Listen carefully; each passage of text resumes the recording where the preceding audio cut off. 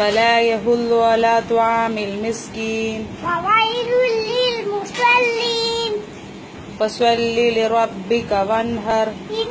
شانئك هو الأبتر كلا لينبذن في الحطمة وما أدراك ما الحطمة وأرسل عليهم طيرا أبابيل ترميهم بحجارة من سجيل يوم يكون الناس كالفراش المبثوث وتكون الجبال كالعهن المنفوش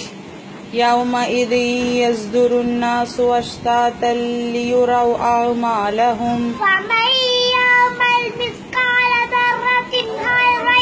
يره ثم كلا سوف تعلمون كلا لو تعلمون علم اليقين وإنه على ذلك لشهيد وإنه لحب الخير لشديد ليلة القدر خير من 1000 شهر تنزل الملائكة والروح فيها بإذن ربهم من كل أمر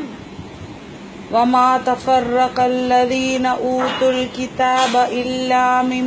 بعد ما جاءتهم البينة وما أمروا إلا ليعبدوا مخلصين له الدين حنفاء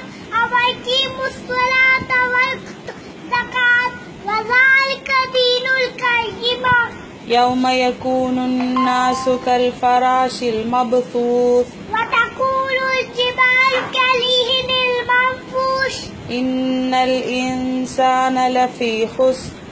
إلا الذين آمنوا وعملوا الصالحات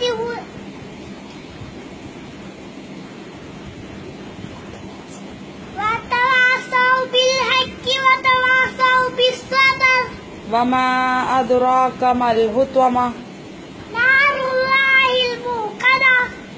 إيلافهم رحلة الشتاء والصيف فليعبدوا رب هذا البيت ولا أنا عابد ما عبدتم ولا أنتم عابدون ما أعبد